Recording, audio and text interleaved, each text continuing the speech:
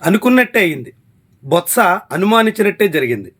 శాసనమండలిలో విపక్ష నేతగా ఉన్న బొత్స సత్యనారాయణ 5 రోజుల క్రితం బీఏసీ సమావేశంలో తన అనుమానాన్ని వ్యక్తం చేశారు. ప్రభుత్వం బీఏసీలో అంగీకరించి సభలో చర్చకు విముఖత చూపుతుంది అని ఆయన ప్రశ్న లేవనెత్తారు.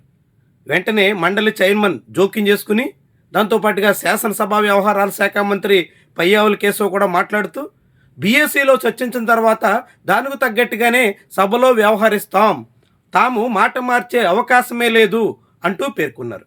కానీ తీరా ఈరోజు శాసన మండలిలో జరగాల్సినటువంటి తిరుమల తిరుపతి లడ్డూ వ్యవహారం, దాంతోపాటుగా హెరిటేజ్ ఇందాపూర్ బంధం, దీని చుట్టూ సాగాల్సిన చర్చ రచ్చగా మారింది. చర్చకు సర్కారు విముఖత వ్యక్తం చేసింది. చర్చించడానికి ప్రభుత్వం సిద్ధం కాలేకపోయింది. దీంతో చాలా ఆసక్తికరమైనటువంటి పరిణామాలు శాసన మండలిలో జరిగాయి. శాసన మండలిలో దాదాపు 5 రోజుల పాటు విపక్షం పట్టిన తర్వాత ప్రభుత్వం దిగొచ్చింది. సోమవారం నాడు బీఏసీ సమావేశంలో మండలిలో కూడా తిరుమల లడ్డూ ఉదంతం చర్చిస్తాం అంటూ అంగీకరించింది. కానీ ఆశ్చర్యకరంగా మంగళవారం నాడే అసెంబ్లీలో చర్చ జరిపేసి ఆ తర్వాత శాసన మండలిలో చర్చ జరగకుండా చూసుకోవాలి అనే సంకల్పంతో ప్రభుత్వం ఉన్నట్టుగా కనిపిస్తుంది. అందుకే తొలుత శాసన మండలిలో చర్చకు అంగీకరించిన ప్రభుత్వం తీరా ఈరోజు చర్చించాల్సిన సమయంలో దాన్ని స్వల్పకాలిక చర్చ అంటూ మొత్తం రూలింగే మార్చేసింది. అంతేకాకుండా స్వల్పకాలిక చర్చలో విపక్షం చర్చ ప్రారంభించాల్సినటువంటి సమయంలో తొలుత మినిస్టర్ స్టేట్మెంట్ ఇస్తారని, ఆ స్టేట్మెంట్కి అనుగుణంగా అందరూ మాట్లాడాలని ప్రభుత్వ పక్షం పట్టుబట్టింది. దీన్ని శాసన మండలి చైర్మన్ కూడా తోసిపుచ్చారు. స్వల్పకాలిక చర్చలో మంత్రి స్టేట్మెంట్ ఉండదు అంటూ పేర్కొన్నారు. అయినా కానీ ప్రభుత్వం తరపున పయ్యావుల కేశవ్ సహా టీడీపీ ఎమ్మెల్సీలంతా నానారచ్చ చేశారు.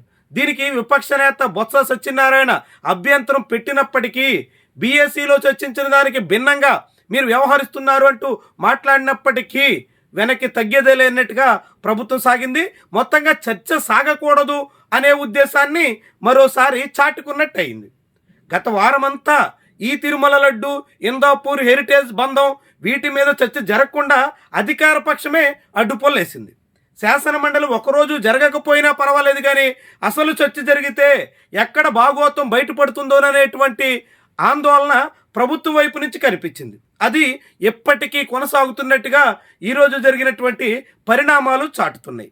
స్వయంగా ప్రభుత్వ పక్షం చర్చించడానికి చొరవ చూపాల్సినటువంటి దశలో చర్చకి వెనకడిగేస్తున్నటువంటి వైనం చూస్తుంటే చంద్రబాబు సర్కారు ఎంతగా కలవరపడుతుందో, ఏ తీరున ఈ అంశం చుట్టూ జనం మాట్లాడుకోకూడదనేటువంటి అభిప్రాయంతో ఉండిపోయిందో మనకిట్టే అర్థమవుతుంది. ఎందుకంటే అసెంబ్లీలో విపక్షం లేదు కాబట్టి ఏం చెప్పినా చెల్లిపోతుంది అన్నట్టుగా ముఖ్యమంత్రి చంద్రబాబు అనేక రకాల వాస్తవాలు వెల్లడించేశారు. మనం కూడా చాలా క్లియర్గా హెరిటేజ్ నుంచి ఈ ప్రభుత్వం 2019 వరకు ఎంతెంత మజ్జిగ కొనుగోలు చేసింది, ఎంత మొత్తం నెయ్యి కొనుగోలు చేసింది, అది అధికారికంగా హెరిటేజ్ వెల్లడించినటువంటి డేటాతోనే మనం బట్టబయలు చేసాం. ఇలాంటి చర్చ ఇప్పుడు మండలిలో వస్తే వాటన్నిటినీ విపక్షం ఎదుర్కొంటే ప్రభుత్వం పరువుతో పాటుగా హెరిటేజ్ బండారం కూడా బయటపడుతుంది అని ప్రభుత్వం చాలా తీవ్ర స్థాయిలో కంగారు పడినట్టుగా భావించాల్సి ఉంటుంది. వాస్తవానికి ఈ ఎపిసోడ్ ప్రారంభమైన గడిచిన 15 రోజులుగా కూడా హెరిటేజ్ సంస్థ చాలా తీవ్ర స్థాయిలో మదన పడుతుంది. గుమ్మడికాయ దొంగ ఎవరంటే భుజాలు తడుకున్నట్టుగా తొలుత తన వెబ్సైట్లో మార్పులు చేసింది. ఆ తర్వాత తన మీద కథనాలు ఇచ్చినటువంటి వాళ్ళందరి మీద కోర్టుకెళ్ళింది. ఆ తర్వాత చర్చ జరుగుతుంటే దాన్ని జరగకుండా చంద్రబాబు, నారా లోకేష్ ఇలాంటి ప్రభుత్వ పెద్దలంతా అడ్డుపడ్డారు. చివరికి మంత్రులంతా హెరిటేజ్ పక్షాన పోరాడినటువంటి వాళ్ళగా అదే వాణి వినిపించే ప్రయత్నం చేశారు. అయినప్పటికీ కూడా శాసన మండలిలో విపక్షం వైపు నుంచి వచ్చేటువంటి వాగ్దాటి, బాణాలు, ఎదురుదాడి, వీటన్నిటినీ తట్టుకోవడం ఎలా అన్నది ప్రభుత్వానికి అర్థమైనట్టు కనిపించట్లేదు. దాంతో చివరికి చర్చ జరగకుండా శాసన మండలిని వాయిదా వేయించేసే పరిస్థితికి వచ్చారు. అంటే బీఏసీలో చర్చకు అంగీకరించినటువంటి ప్రభుత్వం తీరా సభకు వచ్చేసరికి అలాంటి చర్చకి ఆస్కారం లేకుండా అడ్డుకున్నదంటే ఈ ప్రభుత్వం ఈ మొత్తం ఎపిసోడ్లో ఎంత డిఫెన్స్లో ఉందో, ఎంతగా కలవరపడుతుందో ఎవరికైనా ఇట్టే అర్థమవుతుంది.